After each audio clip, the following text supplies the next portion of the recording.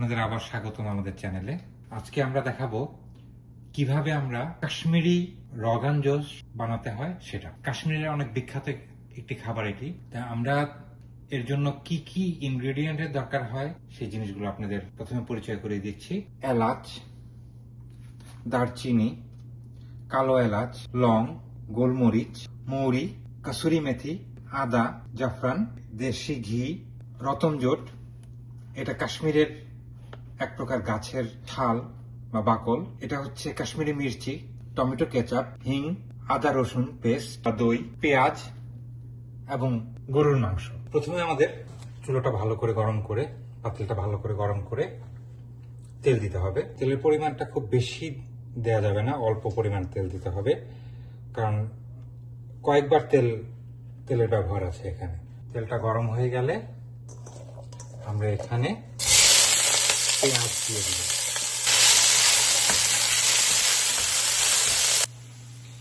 লক্ষ্য করুন, পেঁয়াজটা একটু ভালো করে ভাজতে হবে। পেঁয়াজটা এই পর্যায়ে আসবে, এই যে পেঁয়াজটা এই পর্যায়ে আসার পরে এখানে আপনাদের দিয়ে দিতে হবে আদা রসুন পেস্ট 1 চামচ, 2 চামচ এবং 3 চামচ। আমার মনে হয় আরেকটু লাগবে, 1/2 চামচ দিয়ে দিলাম আদা রসুন পেস্ট। আদা রসুন পেস্টটা আপনাকে দিতে হবে মাংসের পরিমাণ অনুযায়ী। এখানে আমাদের মাংস আছে প্রায় 2.5 কেজির মতো। 2.5 কেজি মাংস অনুযায়ী আদা রসুন পেস্ট আমরা 3.5 চামচ দিয়েছি। তো আপনার লক্ষ্য রাখবেন যে আমরা আদা রসুন পেস্ট যেটা বাহির থেকে কেনা হয়, ওই আদা রসুন পেস্টটা আপনার বিভিন্ন কেমিক্যাল এবং ভিনেগার দিয়ে ওটা প্রিজার্ভ করা হয়। এই কারণে আদা রসুন পেস্টটা যখন চুলোয় দেওয়া হয় তখন একটু সুন্দর করে আদা রসুন পেস্টটা যখন ভেজে নেওয়া হয় অল্প আছে, তখন ওই ভিনেগারের গন্ধটা আর থাকে না আদা রসুন পেস্টের মধ্যে। আদা রসুনের পেস্টটা ভাজা হয়ে গেলে হিং, আপনি এখানে 4 চামচের চাইতে ছোট যে চামচটা, সেই চামচের 1 চামচ পরিমাণ হিং দিয়ে দিবেন। এই হিংটা দিয়ে এটাকে আবার একটু ভাজুন, পেঁয়াজ এবং আদা রসুনের সাথে একটু সুন্দর করে ভাজুন। হিংটা একটু ভাজা হয়ে গেলে আপনি এখানে আপনার গুঁড়ো করা মৌরি, যে সেই মৌরিটা দিয়ে দিবেন। এখানে ছোট 1/2 টিস্পুনের মতো মৌরি আছে, সেটা আপনি এখানে দিয়ে দেন। এটাকে একটু ভেজে নেন, লো আঁচে ভেজে নেওয়ার পরে তারপরে এখন আপনি মাংসটা দিয়ে দিবেন।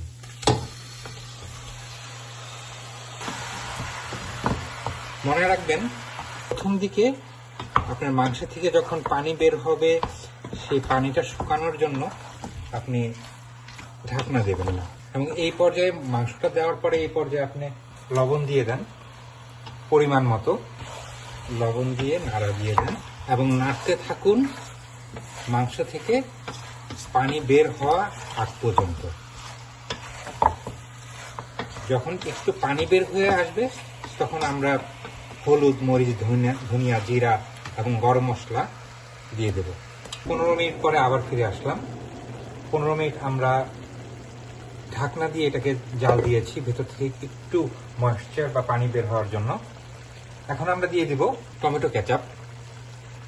টমেটো কেচাপ আপনাকে মনে রাখতে হবে, এখানে প্রায় 3 টেবিল চামচের পরিমাণ টমেটো কেচাপ দিতে হবে।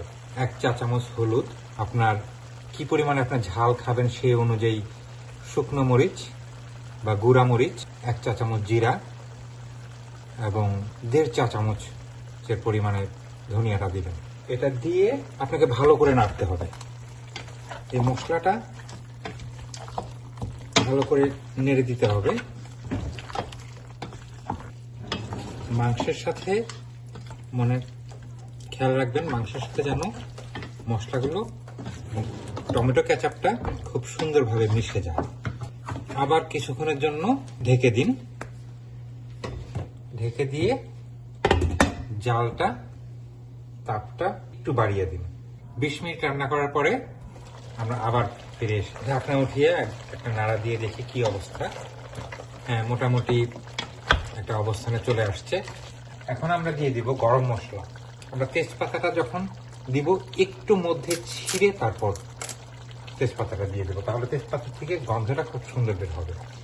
এবং বাকি যে গরম মশলাগুলো আপনাদের দেখিয়েছিলাম আমরা পাউডার করে নিয়েছি, না ভেজে কাঁচা অবস্থায় গরম মশলাটা আমরা সুন্দর করে দিয়ে দিলাম। সাথে আমরা এখানে দিব আপনার কাশ্মীরি চিলি পাউডার। সেটা আপনাকে একটু বেশি পরিমাণে দিতে হবে, কারণ এটা কিন্তু ঝাল নেই, এটা দিয়ে একটা কালার আসবে। আমরা এটার 2 চামচ দিলাম। তারপর এই মশলাগুলি দেওয়ার পরে এখন আমাদের সুন্দরভাবে আবার নাড়া দিতে হবে, যেন মশলাটা ঝোলের সাথে মেশে এবং মাংসের সাথে সুন্দরভাবে মিশে যায়। মনে রাখবেন, রোগন জোসটা খুব ধৈর্য নিয়ে সময় নিয়ে বানাতে হয়। মাংসের রং কিন্তু অনেক পরিবর্তন হয়ে গেছে। এই পর্যায়ে আমরা মাংসটা পরিপূর্ণভাবে সেদ্ধ হওয়ার জন্য আবার ঢেকে দিব কিছুক্ষণের জন্য। প্রায় 35 মিনিট পরে আমরা আবার ফেরত আসলাম। এর মধ্যে মাংসটা সিদ্ধ হলো এবং কষানো হলো। আমরা রান্নার মধ্য পর্যায়ে আছি, জালটা একটু কমিয়ে দিলাম। এখানে আমাদের আছে এলাচের গুঁড়ো, দই, কাসুরি মেথি এবং জাফরান। এটা আমরা খুব ভালো করে মিশিয়ে নেব। খুব ভালো করে মেশানোর পরে আমরা এই মিশ্রণটা মাংসে দিয়ে দিব, ভালো করে নেড়ে নেব। আমরা আবার ঢেকে দিলাম, ঢেকে দিয়ে 10-15 মিনিট পরে আবার আসবে। এই পর্যায়ে আসার পরে দেখেন ঝোলটাকে শুকিয়ে গেছে। এখন এটা ভাজা ভাজা হচ্ছে, আর একটু ভাজা ভাজা হবে। ঝোল মোটামুটি শুকিয়ে গেছে। এখন আমরা একটু পানি দিয়ে দেব ঝোলটা বাড়ানোর জন্য। পানি আমরা আরেকটু অ্যাড করলাম। পানি দেওয়ার পরে আমরা হিট খুব হাই করে দিয়েছি। মনে রাখতে হবে যে আমরা পরবর্তীতে যে পানি অ্যাড করলাম, এই পানিটা অবশ্যই গরম পানি অ্যাড করতে হবে।